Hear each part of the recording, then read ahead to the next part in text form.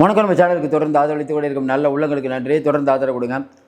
அதாவது திமுக விட்டு யாராவது போயிட்டா பகிரங்கமாக ஒரு குற்றச்சாட்டு சொல்லுவாங்க. இன்றைக்கி காதர் மீதின் பணம் வாங்கிட்டாரு அப்படின்னு சொல்லிட்டு அந்த பணம் யாருக்கு எப்படி கொடுத்தாங்க?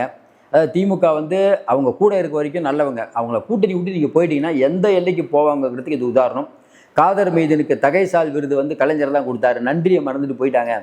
முஸ்லீம்களுக்கு ஆதரவான திமுக எவ்வளோ பண்ணுச்சு. இன்றைக்கி டிவிக்கு கூட போய் சேர்ந்துருக்காங்க. என்ன குதிரை பேரம் நடக்கலை, அடிமாட்டு பேரம் நடந்திருக்கிறது. அதுன்னு பல விஷயங்களை இன்றைக்கி திமுகவுடைய அயலக பிரிவு அப்துல்லா சொல்லியிருக்காரு. பார்த்துட்டு இருக்க மக்கள் சொல்லுங்கள். இனிமேல் ஏற்கனவே காங்கிரஸை துரோகின்னு கத்தி காலையில் செல்வ பெருந்தகை பாவம் அவர் போயிருக்காரு. அவர் திமுக வேண்டிப்பட்டவர் தான். அவரை துரோகின்னு கத்தி அவர் ஓரமாக ஒதுங்கி நிற்கிறாரு. இன்னொரு பக்கம் பார்த்தீங்கன்னா உதயநிதி ஸ்டாலின் இனிமேல் திமுக கூட ஒட்டுமில்லை, காங்கிரஸ் கூட ஒட்டுமில்லை, உறவும் இல்லை, இது ஒரு துரோக கூட்டம்ங்கிறாரு. அதாவது என்னென்னா இவங்களுடைய உள்ள வைத்தறிச்சல் இருக்குல்ல, அது எல்லாம் மீறி போயிட்டு இருக்குது. இப்படியே போனால் நல்ல டாக்டரை பார்க்க வேண்டியிருக்கும். உடம்புக்கு நல்லதில்லை. நம்ம என்ன பண்ணணும், நம்ம அட்வைஸ் தான் பேச முடியும். அட்வைஸ் அவங்களுக்கு பிடிக்காதுன்னா நம்ம என்ன பேசுறது? இன்னொரு பக்கம் பிரவீன் சக்கரவர்த்தி போட்ட பதிவு இன்றைக்கி பெரிய அளவுக்கு விமர்சனத்துக்கு உள்ளாயிருக்கு. சிபிஎம் சிபிஐ வெகுவாக கண்டிச்சிருக்காங்க. பிரவீன் சக்கரவர்த்தி மிகப்பெரிய ஒரு தவறு இழைத்து விட்டாருன்னே சொல்லலாம். ஏன்னா இதுக்கு சிஎம்க்கு கொஞ்சம் தேவையில்லாமல் டிஸ்டர்பன்ஸ் தான். இதை எப்படி சிஎம் சமாளிக்க போகிறாரு? பார்த்துட்டு இருக்க மக்கள் சொல்லுங்கள். இன்றைக்கி ஐயுஎம்எல்ஐ உடைக்கக்கூடிய வேலையில் திமுக இறங்கிருச்சு. ஒரு பக்கம் விசிகாவிலேருந்து பனையூர் பாபு வெளியில் வராரு. அடுத்து ஆனூர் சனவாசு பாலாஜி நிறைய பேர் இழுக்கிறதுக்கான வேலை ஜரோராக நடந்துட்டு இருக்குது. இதெல்லாம் வச்சு தான் பார்த்துட்ருக்கோம். திமுக என்றைக்கும் சமூக நீதிக்கான கட்சிங்கிறாங்க. நம்ம இந்த சமூக நீதிக்கான கட்சி இவங்க என்னென்ன சமூக நீதி பண்ணாங்கிறதையும் பேசுவோம். பார்த்துட்டு இருக்க மக்கள் நீங்களும் நிறையா கருத்துக்களை சொல்லுவீங்க. இஸ்லாமியர்களுக்கு ஆதரவான கட்சி இன்றைக்கி அப்துல்லா அவர்கள் சொல்கிறாரு. இஸ்லாமியர்களுக்கு ஆதரவான கட்சி யார்? நல்லா யோசிச்சு பாருங்கள். இஸ்லாமியர்களுக்கு யார் ஆதரவான கட்சி? கடந்த காலங்களில் இஸ்லாமிய கைதிகளை விடுதலை பண்ணுறதில் நீங்கள் காட்டின பாராமுகம். இஸ்லாமிய கைதிகள் வெளியில் வந்துட்டால் சமூக பதட்டம் ஏற்படுங்கிறதுக்காக அவங்கள வெளியில் விடக்கூடாதுன்னு சொன்ன அரசு நீங்கள். இன்னும் குறிப்பிட்டு சொல்லணுன்னா ஃபக்ருதீன் அப்படிங்கிறவங்க அம்மா பையனுக்கு ஜாமீன் வாங்கணும், எனக்கு விதியை தளர்த்தி கொடுங்கன்னு கேட்டு நீங்களும் தளர்த்தலை, ஆளுநர் ரவி அவர்களும் தளர்த்தலை. உச்சநீதிமன்றம் போய் இவங்க பெயில் வாங்கினாங்க. இதான் கடந்த கால வரலாறு. இஸ்லாமியர்களுக்கு ஏதோ கொட்டி கொடுத்த மாதிரி திமுக பேசிகிட்டு இருக்குது. என்ன கொட்டி கொடுத்தீங்க? கிள்ளி கூட கொடுக்கவில்லை.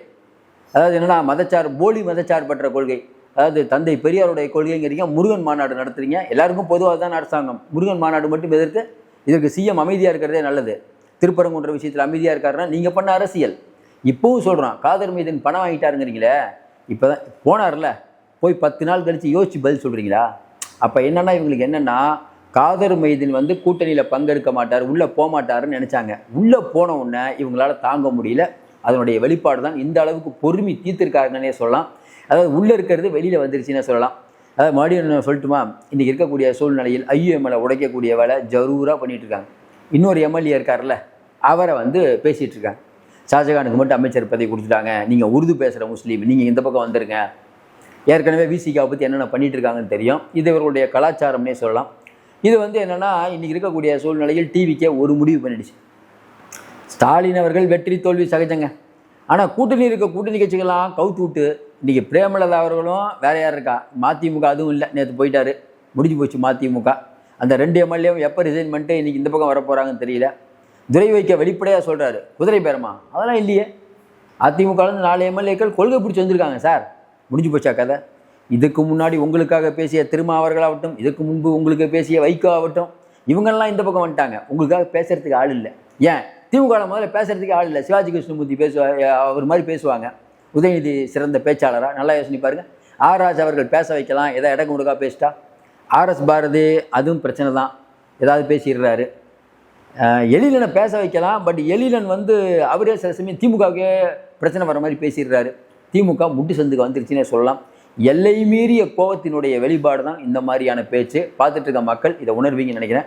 ஏற்கனவே நம்ம சொன்ன மாதிரி பிரவீன் சக்கரவர்த்தி அவர்களுடைய பேச்சு, பிரவீன் சக்கரவர்த்தி பதிவு போட்டிருக்க வேணாம்னு நினைக்கிறோம். ஏன்னா அவரே ஒரு பேர் வச்சு எங்கள் கூட்டணியில் கம்யூனிஸ்ட்லாம் இருக்காங்கிற மாதிரி போட்டிருக்காரு. இதை கம்யூனிஸ்ட் தலைவர்கள் சொல்லிட்டாங்க, பிரவீன் சக்கரவர்த்தியோட கருத்து அதிக பிரசங்கித்தனமானது, எங்களால் ஏற்றுக்கொள்ள முடியாதுன்னு. இப்போ சிஎம் தரப்புலேருந்து யாராவது பாத ஒரிஜினலாம் பேசுவார், அதெல்லாம் ஒன்றும் இல்லைங்க, எதை தெரியாமல் போட்டார், பெருசாக எடுத்துக்காதீங்க. இதை சொல்ல வச்சுட்டார் பாருங்கள் பிரவீன் சக்கரவர்த்தி. பிரவீன் சக்கரவர்த்தி டிவிகேவோட கூட்டணி போடுறதுல முழு முயற்சியாக இருந்தாருன்னா அவருக்கு ஒரு சீட்டை கொடுக்குறாரு. பெரிய விஷயம் எம்பி சீட்டு கொடுக்குறது. அந்த விதத்தில் முதலமைச்சர் கொடுக்கும்போது அவருக்கு சங்கடம் ஏற்படுற மாதிரி பிரவீன் சக்கரவர்த்தி பண்ணுறது தவறு தான் நம்ம என்னை பொறுத்த வரைக்கும். இன்னொரு பக்கம் வீரபாண்டியன் சொல்கிறார், ஒருவேளை பிரவீன் சக்கரவர்த்தி எதிராக வேட்பாளர் நின்னா நாங்கள் யோசிப்போம். இதெல்லாம் தவிர்த்திருக்கலாம். ஏன்னா உங்களுக்கு ஒரு எம்பி சீட்டு கொடுக்குறாங்க, அமைதியாக இருந்திருக்கலாம். ஏன் இந்த மாதிரி தர்ம சங்கடம் பண்ணுறாங்கன்னு தெரில. இன்னும் குறிப்பாக பல வரக்கூடிய தகவல்கள் அமைச்சர்கள்லாம் ப்ரெஸ் மீட் கொடுக்க மாட்டாங்கன்னு. அமைச்சர்கள் டிவி முன்னால் வந்து இன்றைக்கி இருக்கக்கூடிய மக்களை வந்து ஓசு பஸ்ஸுன்னு சொல்கிறதாகட்டும், பெண்களை இழிவாக பேசுகிறது பொன்முடி ஆகட்டும், நம்ம ஆன்மீக அமைச்சர் கடந்த காலங்களில் வந்து அடாவடியாக பத்திரிகையாளரில் பேசுகிறதாகட்டும், எப்போ வாக்குறுதி கொடுத்தோம் பேசுனதாகட்டும், இந்த மாதிரி பேசுகிறதுக்கு என்ட்ரி கொடுக்காமல் இருக்கிறதே சௌரியம். இப்போவும் சொல்கிறோம், சிஎம் நிறைய நலத்திட்டங்கள்லாம் இன்றைக்கி சொல்லியிருக்காரு பொழுது. டாஸ்மார்க்கில் நிறையா மாற்றம் இருக்கிறது. ஏன்னா ஹார்ட் டிஸ்க் இந்த ஆட்சி வந்தவொடனே நியூஸ்க்கு பஞ்சமே இல்லை. ஹார்ட் டிஸ்க் மேட்டர் ஒரு பக்கம் ஓடிட்டு இருக்குது, இன்னொரு பக்கம் வந்து உதயநிதி ஸ்டாலின் சவால் விடுறாரு, இந்த ஆட்சி போயிடும்னு சிஎம் சொல்கிறாரு. பதற்றத்தின் உச்சிக்கே வந்துட்டாங்க. திமுக பண்ண மோசடின்னு சொல்லி துரை வைகோ திமுகவை திட்டி தீக்கிறாரு. அதனால் திமுகவுக்கு 7:30 ஸ்டார்ட் ஆகிடுச்சுன்னே சொல்கிறோம். தொடர்ந்து நம்ம நிறைய அண்மை தகவலை தந்துட்டுருக்கோம். தொடர்ந்து ஆதரவு கொடுங்கள். இன்னொன்று முக்கியமாக இன்றைக்கி அப்துல்லா சொல்லியிருக்காரு, குர்பானி கொடுக்கிறாரு, பக்ரீத்துக்கு முன்னாடி வந்து மாடுகள் வெட்டை தடை, இதுக்கு காதர் மீதின் வந்து இன்றைக்கி வந்து குரல் கொடுக்கவில்லை அப்படின்னு கேட்குறாங்க. கோத்ரா சம்பவத்தின் போது அங்கே இருக்கக்கூடிய இஸ்லாமியர்கள்லாம் இறந்து போனாங்க. அப்போ இங்கே இருந்த கலைஞர்கிட்ட கேட்குறாங்க, அது வெளி ஸ்டேட் பிரச்சனை நீங்கள் சொன்னீங்களா இல்லையா?